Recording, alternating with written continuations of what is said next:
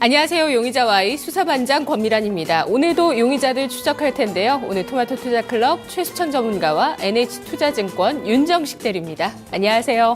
네, 안녕하십니까? 오늘의 새 용의자 화면으로 소환하겠습니다. 첫 번째 용의자 보시죠. 락앤락. 두 번째 용의자 SK 이노베이션. 세 번째 국보 디자인입니다. 자, 오늘 첫 번째 용의자는 화학 섹터입니다. 락앤락, 그가 말하는 알리바이. 길었던 기간 조정 마무리 국면, 추세 전환을 시도한다. 참 부진했어요. 실적도 어닝 쇼크가 얼마나 많았습니까? 네, 뭐 한두 네. 번이 아니었죠. 여러 네네. 번, 몇 년에 거의 걸쳐서 실적 굉장히 안 좋았는데 오늘 이제 알리바이에서는 길었던 조정 마무리 국면 여기까지 저는 동의를 해요. 진실입니까? 네, 이쪽으로는 진실에 가깝다. 네. 그다음에 추세 전환 시도는 이제 좀 더 지켜봐야 되겠는데 제가 보는 이제 알리바이 근거의 가능성을 보는 것은 어떤 기업이 실적이 안 좋으면 몇 년간 계속 안 좋을 수도 있어요. 근데 지금 실적이 거의 3년간 안 좋았거든요. 그러면 중국 시장에 진출해서 중국 소비 제품에 관련돼서 실적 안 좋은 것은 아마 거의 드문 케이스일 거예요. 중국 얘기하면은 뭐 여행지도 좋았고 화장품 좋았고 안 좋은 게 없을 정도 다 좋았거든요. 뭐 밥솥까지 좋았으니까요. 근데 이 회사 같은 경우는 그동안에 유통채널 방식을 직접 운영을 했단 말이에요. 유통 네. 운영 방식에서의 변화를 오래 모색을 했기 때문에 그러니까 직접 운영 방식이 수익이 많이 날 수도 있겠지만 한편으로는 그 시장, 현지 시장에 대한 어떤 그 반응을 제대로 읽지 못한다면, 트렌드를 못 읽으면 직접 운영 방식에서 손해가 더 커지거든요. 간접 운영 방식으로 구조조정을 하고 또 최근에 창고 대개방이라고 해요. 창고 대개방 재고 정리를 많이 했거든요. 하고 있고요, 또. 어디서 합니까? 좀 중국에서도 실질적으로 하고 있고요. 예. 뭐, 네.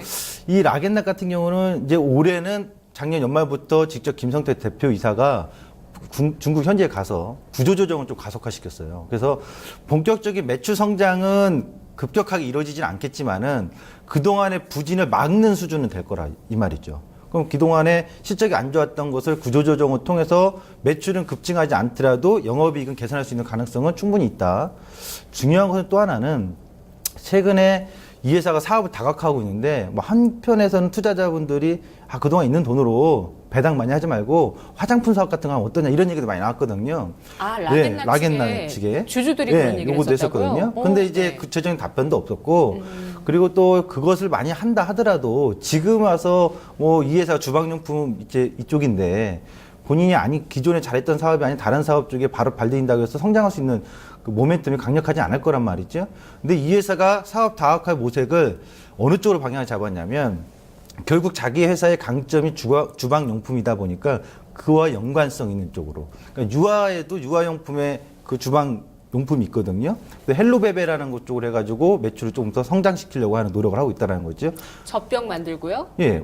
젖병 만들고 네. 또 뭐 유아들이 갖고 있는 그릇이라든가 컵이라든가 그러니까 이런 거죠. 그러니까 우리가 유아용품 하면 지난번에 아가방도 다뤘습니다만 꼭 그런 뭐 옷이라든가 의류가 아니더라도 유아에 관련된 어떤 식기 용품 같은 경우 특히 젖병 같은 경우는 또 위생하고 많이 관련됐기 때문에 정말 중요하죠. 네, 이게 오히려 뭐 기존의 그 유아용품 쪽에서 업체들이 당연히 좀 브랜드 이미지 있겠지만은 지난번에 설명했듯이 아가방 설명할 때 중국 시장에서 아직까지도 이 유아나 영유아 쪽에서 독점 브랜드는 없단 말이에요.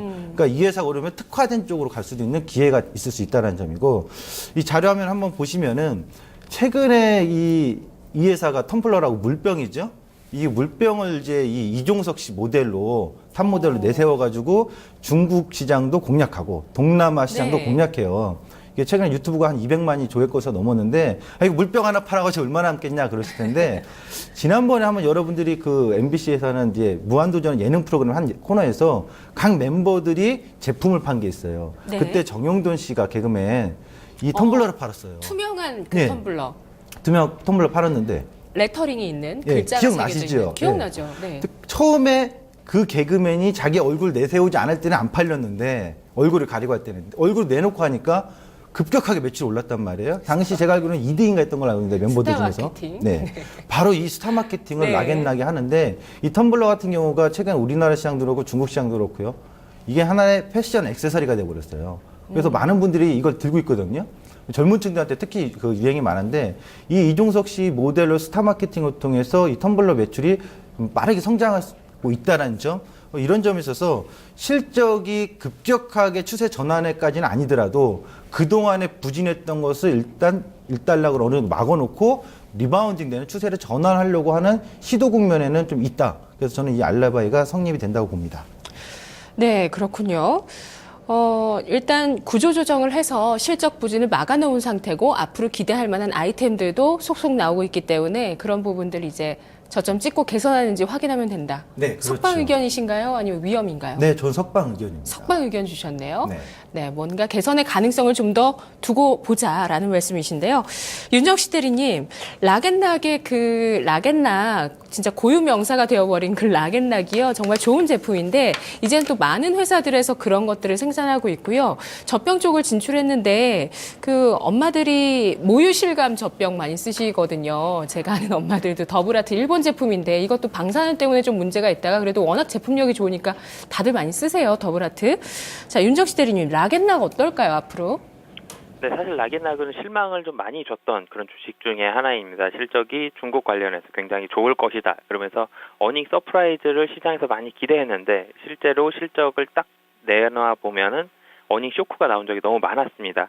사실 중국이 잘못한 건 없었거든요. 중국에서는 매년 큰 폭의 성장을 했는데 국내에서 더 큰 폭으로 하락을 했기 때문에 그 국내의 부진을 중국이 이기지 못했다라는 부분들이 이제 락앤락의 실적의 가장 큰 요인이었습니다. 그런데 작년에 문제가 생겼습니다. 중국 시장 매출이 항상 큰 폭으로 증가하다가 전년 대비해 30%가 감소하면서 영업 손실로 적자 전환한 것인데요.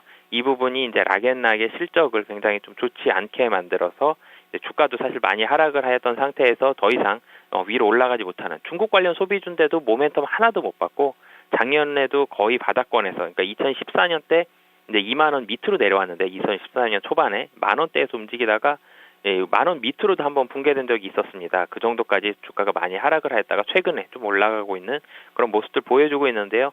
좀 전에 말씀해 주셨던 것처럼 락앤락하고 비슷한 그런 이제 글래스 용기들이 많이 나오면서 락앤락의 매출이 많이 줄었고요. 중국에서도 사실 한마디로 장사를 잘 못했습니다. 분명히 이렇게 좋은 아이템을 가지고 있고 중국인들이 좋아할 만한 환경적인 그런 수혜를 받을 수 있는 그런 부분들을 가지고 있음에도 불구하고 장사를 자기 회사 자체적으로 하다 보니까 이런 부분들을 좀 못했던 그런 부분들이 있었고요. 그리고 이번에 이제 한마디로 최선을 다하고 있죠. 모델까지 이종석 씨를 쓰면서 이제 많이 좀 올려보겠다라는 그런 기획 의도를 가지고, 화장품 사업들도 사실은 주주총회에서 요청을 했지만 현재까지 진행되고 있는 부분들은 없다라고 했기 때문에 본 사업이 얼마나 빨리 올라가고 잘할 수 있느냐라는 그런 부분들이 이제 락앤락이 앞으로의 모습을 보여주는 그런 과정이다라고 말씀드릴 수 있겠는데요. 우선적으로는 중국이 감소했다라는 부분들이 우려감으로 저는 들고 있고요. 그리고 두 번째로는 순이익이 굉장히 많이 떨어졌음에도 불구하고 배당이 확대됐습니다. 제가 그림 하나 보여드린다면 2014년도의 배당 성향은 12%, 2015년도의 배당 성향은 54%입니다. 순이익은 적자 전환했다라고 말씀을 드렸는데 배당 성향이 많이 늘어났다는 것은 대주주에게 밖에 사실 좋을 일이 없기 때문에 이런 부분들까지 우려감들이 좀 있기 때문에 저는 락앤락 위험으로 놓도록 하겠습니다. 네, 윤 대리님 인터넷 게시판에서 마로니의 입세를 보면님께서 락앤락이 상해 디즈니랜드 개장하면 거기에 입점한다는데요. 유아용품도 만들고요 라고 하셨어요. 네. 이 소식 작년에도 기사가 아시나요? 됐었어요. 박람회 그래요? 때 네. 벌써 이 박람회 때 가장 큰 부스로 명품관에 입성을 했었거든요.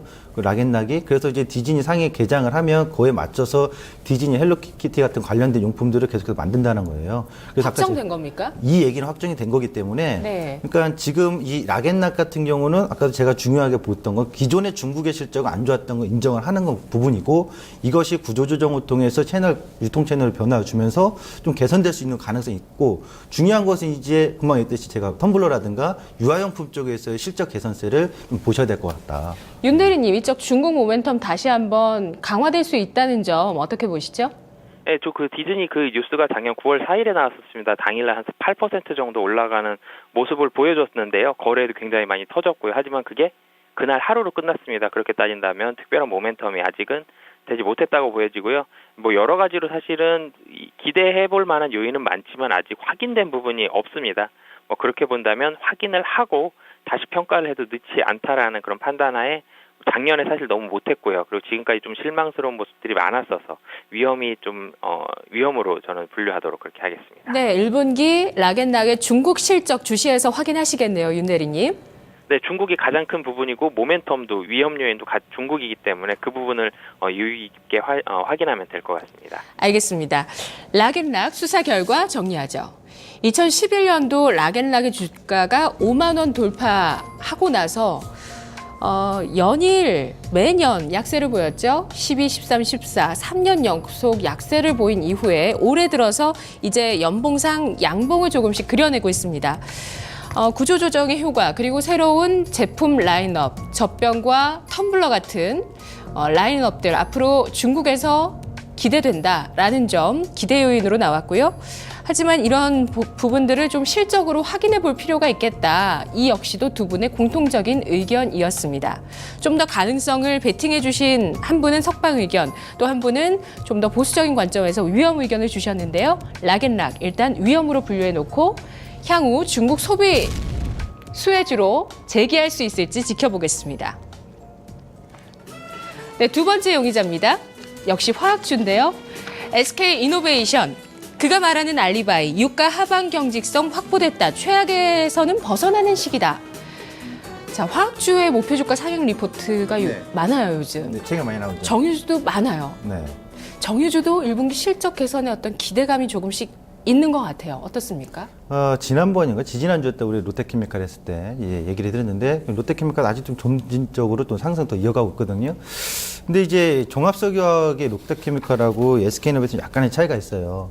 그러니까 우리나라 대표하는 화학업체가 이제 정유업체는 SK이노베이션, LG화학이라든가 롯데케미칼에 있는데 다른 화학업체들은 대부분 다른 사업도 합니다만 롯데케미칼 같은 거의 전반적으로 다른 사업보다는 전통적인 종합석유 화학만 하고 있거든요. 그러니까 좀 더 가파른 개선세가 빨리 나타나고 부각이 됐던 거고요. 이 SK이노베이션 같은 경우는 이제 정유 쪽이거든요. 정유 정제 마진인데 네. 그래서 이 회사는 여러분들이 볼 때 정제 마진의 가격의 흐름도 중요하지만 가장 쉽게 여러분들이 찾아볼 것은 유가를 보시는 게 제일 좋아요. 그러니까 유가가 하락하는 시기에 이 회사의 정제 마진이 크게 좋아질 리가 없거든요. 유가가 어느 정도 상승 나오고 반등 나온 시기에 SK이노베이션을 꾸준히 보셨으면 좋겠는데 그게 가장 큰 포인트예요. 이 회사 같은 경우 1분기 컨센서스 나오는 거 보면은 개선세를 대부분 다 외치고 있어요. 근데 좀 세분화 시켜보면 정유 부분 쪽에서의 사업 부분은 실적 개선세가 가장 뚜렷하게 나타나는데 윤활유라든가 자원개발이라든가 기타 종합석유 화학 쪽에서는 크게 마진폭이 개선되는 것이 뚜렷하진 않아요. 그러니까 점진적으로 나아질 수 있다는 건 나오는데 네. 뭐 폭발적이진 않다. 그렇다면은 예전에 어떤 전통적 사업부가 다 좋을 때하고 전사적으로 좋을 때하고 지금은 좀 차이가 있겠죠. 그래서 지금 SK이노베이션 같은 경우는 정유정제 마진이 좀 좋아질 수 있는, 그러니까 유가가 상승할 수 있는 국면에 어떤 놓여져 있다는 게 키포인트이기 때문에 뭐 폭발적인 성장은 아닐 것 같아요. 제한적일 수 있겠다. 다만 또 급락의 어떤 위기라든가 이런 부분도 제한적이다. 저는 이렇게 보거든요. 네. 유가 차트를 한번 보면서 설명을 좀 드리겠습니다. 유가 차트를 보시면 뭐 30달러까지 떨어진다 이런 네. 얘기도 시장에서 나왔었는데요. 그래도 뭐 40달러 전후로. 그렇죠. 예. 이 화면에서 제가 이제 이렇게 표현해 놨거든요. 유가 네. 급락 이후 반등 모색 구간 40에서 60불 구간의 가격 예상된다. 이건 어디까지나 제가 예상을 하는 제 주관적인 네. 분석인데 그 하나의 근거로는 오페크가 6월에 예정돼 있어요. 올 초에만 해도 1, 2월 달에만 해도 긴급 소집을 할 것처럼 얘기했는데 아무 얘기가 없어요. 그럼 결국 6월 달까지는 특별하게 뭐 감산이네 이런 얘기가 나오지 않을 거란 얘기예요.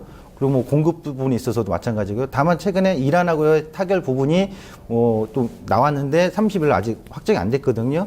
그렇다면 유가는 사실상 6월달 그 오페크 하기 전까지는 지금 구간대에서 계속 바닥권을 다진다 바닥권에서의 흐름을 계속 이어갈 가능성이 높다. 그러니까 빠져서 추가하락으로 30불 가는 것이 아니라 40에서 60불 사이에서의 등락을 거듭하는 과정이거든요. 그래서 저는 SK이노베이션 같은 경우는 네. 추가 하락의 위험보다 또는 추가 상승의 강력함보다는 박스권이 좀 있는 상황. 그래서 지금 시점에서는 저는 의견이 뭐 위험하거나 체포할 이유도 없고 그냥 박스 네. 트레이딩 관점에서 석방을 해도 좋다 이렇게 좀 말씀드리겠습니다. PBR이 몇 배라고요? PBR이 지금 0.6배예요. 그러니까 현재 주가 가치로는 너무나 할인돼 있기 때문에 만에 하나 디테일한 포인트에 투자 포인트 놓친다 하더라도 이 회사의 주식을 지금쯤에서 들고 있는다. 더 빠졌다 하더라도 나중에 회복할 수 있는 국면이 충분히 있다. 저는 이렇게 봅니다. 윤정식 대리님, SK이노베이션의 단서 어떤 것들이 모일 수 있을까요? 네, 우선 최근에 유가가 좀 반등을 해서 이제 50불 정도까지 올라왔었는데요. 45불 정도에서 굉장히 좀 강하게 지지를 했었죠. 뭐 일시적으로 붕괴된 적은 있었지만 그 정도를 지지하는 그런 부분들이 강했었고요. 그리고 단기적으로 50불까지 이제 올라오는 그런 모습을 보여줬습니다. 하지만 유가에 대해서는 2분기에는 계절적으로 더 약세가 됩니다. 지금 최근에는 유가가 오르고 빠지고가 이 공급에 대한 부분들, 공급이 줄어드냐 늘어나느냐 이런 부분들이 가장 큰 영향을 미치고, 그리고 달러가 강세냐 약세냐 이런 부분만 영향을 미치는데, 사실 유가의 가장 중요한 요인은 모든 물건들이 다 그렇겠지만 소비가 가장 중요합니다. 소비가 늘어나느냐 줄어드느냐가 가장 중요한데 소비가 줄어듭니다. 안 그래도 지금도 많이 줄어들어 있는 상태에서 유가가 2분기 계절적인 약세가 된다. 그렇다면 다시 45불 정도로 또 내려갈 수가 있거든요. 이런 부분들은 유가에는 부정적인 영향이다라고 보시면 될 것 같고요. 하지만 유가가 이 정도로만, 그러니까 45불에서 50불 사이에서만 지속적으로 유지가 된다고 하면 SK이노베이션은 크게 나쁠 게 없습니다. 유가가 굉장히 낮기 때문에 그 유가가 지속적으로 떨어지지만 않는다면 뭐 최근처럼 정제 마진이 좀 어느 정도 강세가 보일 그런 요인들이 많고요.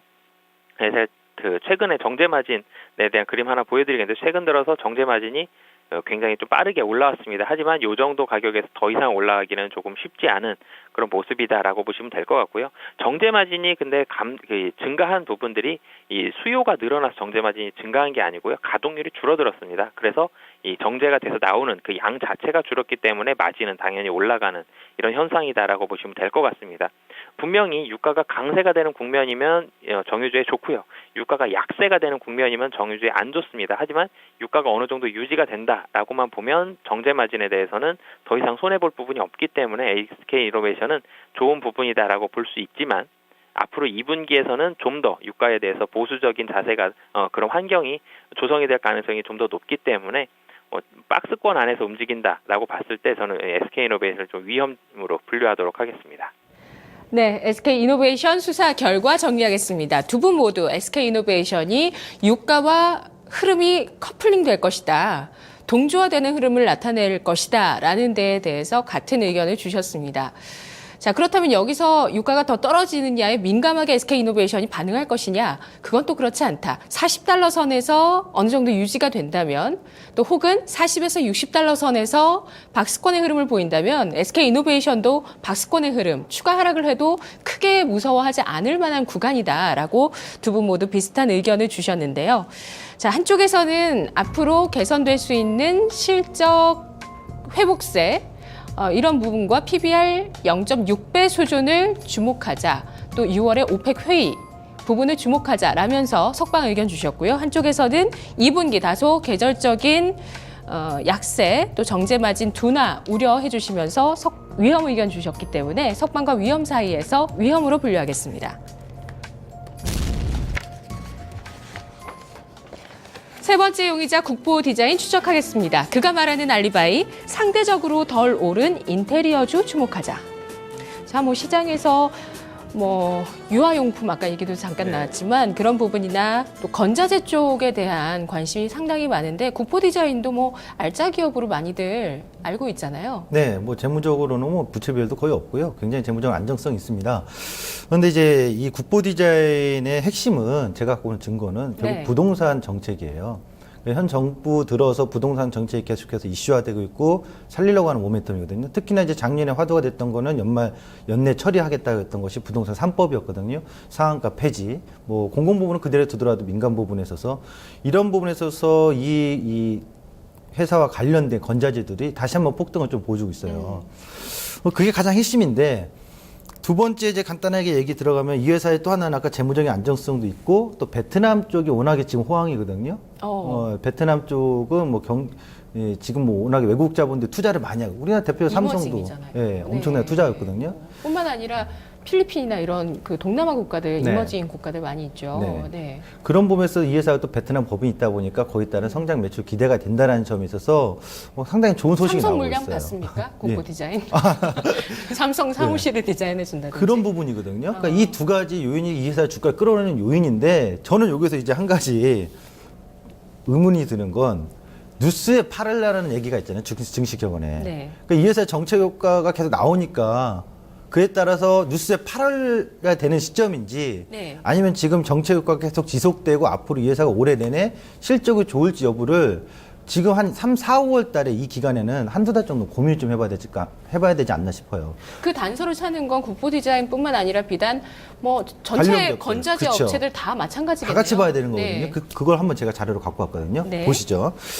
한번 보시면 이제 자료 화면에 이제 부동산 3법 내용입니다. 이게 중요한 게 재건축 초과이익 환수제는 3년 유예를 줘버렸어요. 그러니까 당연히 지금 부담금이 없겠죠.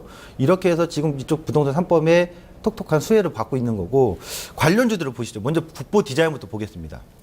이 국보 디자인의 주가 차트 주봉인데요. 제가 저 주황선에 표시해놓은 세로선은 2013년부터거든요. 그러니까 2013년도부터 현 정권에서 계속 부동산 정책을 밀어붙였거든요. 2012년도, 2013년도 다.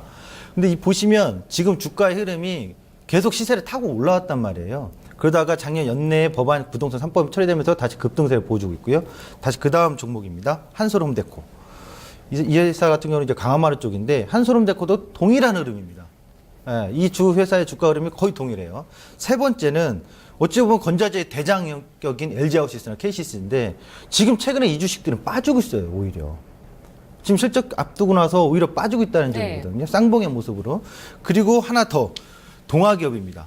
이 회사도 이제 인테리어 강화마루 쪽인데 2013년도까지 전혀 1년 내내 반응이 없다가 작년 한 해 갑자기 폭등을 해요. 그러니까 이런 건 어떤 테마 성격으로 관련 기업들이 세력화되어 있지 않나. 그래서 지금 시점에서는 한번 실적을 보고 좀 한 템포 쉬어가는 게 좋지 않겠나라고 보여집니다. 검거하실까요? 점거는 아니고요. 위험의 중립 자세를 한번 취하겠습니다. 네, 윤정식 대리님 단서 주시죠. 네, 뭐 국보 디자인은 국내 1위 실내 인테리어 전문 업체이기 때문에 당연히 부동산 시장이 호황을 띠게 된다면 당연히 좋아지는 그런 업체입니다. 최근에는 이제 부동산 가격 자체도 많이 올라가고 있기 때문에 그런 부분들은 호재라고 보시면 될 것 같고요. 보통 이렇게 부동산 시장이 호황인데 국보 디자인은 수주 자체는 큰 폭으로 들지는 않고 있습니다. 이 부분이 수주가 적게 들어왔다거나 국보 디자인이 기술력이 부족하다는 게 아니고요. 수익성 위주로 수주를 선별적으로 골라가지고 하고 있다는 얘기거든요. 그래서 그런 부분에 있어서는 국보 디자인이 굉장히 좀 영리하게 수주가 되고 있다라고 보시면 될 것 같습니다. 그리고 해외 사업 부분 좀 베트남 법인 말씀을 해주셨었는데 보통 해외 사업 부분들은 수익성이 굉장히 좋지가 않습니다. 국내의 건설사들이 사실은 건설주들 리스크가 났던 부분들은 해외에 갔을 때 저가 수주, 대표적으로 중동에 있어서 이런 저가 수주가 있었고요. 그리고 그 외에도 사실은 중국이라든지 다른 동남아 같은 데서도 수익성이 좋지가 않았기 때문에 그런 부분들이 있었습니다. 인테리어 업체들, 국보 디자인 같은 이런 종목들도 마찬가지로 만약에 그런 다른 해외로 가서 이런 인테리어를 했다 그러면 수익성이 상당히 좋지가 않았거든요. 영업이익률 자체가 거의 매우 박했기 때문에 그런 부분들은 좋지가 않았지만 베트남은 유일합니다. 유일하게 수익성이 나오고 있는 영업이익률이 어느 정도 나오고 있는 그런 지역인데 국보 디자인은 베트남 법인이 있었고 이 법인에 대한 성장성이 2010년, 15년에는 기대가 되고 있다라고 보시면 될 것 같습니다. 그래서 여타 다른 업체들과는 조금 차별화돼서 보셨으면 좋겠는데요. 수주 자체가 조금은 차별화돼 있다라는 부분에 포커스를 맞춰서 보신다면 앞으로도 향후도 굉장히 좀 매력적으로 실적도 탄탄하게 올라왔고 재무 구조도 굉장히 좋기 때문에 저는 석방 의견 드리도록 하겠습니다. 네, 국보 디자인 수사 결과 정리하겠습니다. 과연 이 정책적인 효과, 부동산을 살리겠다는 의지, 그에 따라서 그런 정책에 같이 베팅을 하면서 건자재나 건설을 사냐, 이거 참 지금은 만만치가 않으실 것 같은데요. 국보 디자인, 베트남 법인의 성장성 두 분 모두 진실이라고 인정을 해주셨고요. 하지만 한 분은 실적을 확인하고 좀 더 보자라는 보수적인 관점 얘기해 주셨고, 한 분은 안정적인 재무 구조와 실적, 호조세 지속될 수 있다. 국내 1위 실내 인테리어 업체 국보 디자인. 수사 결과는 석방과 위험 사이에서 위험입니다. 두 분의 의견이 오늘 굉장히 다르셨는데 최수찬 전문가님은 락앤락과 SK이노베이션 석방해 주셨잖아요. 전략은 네. 어떤 거죠?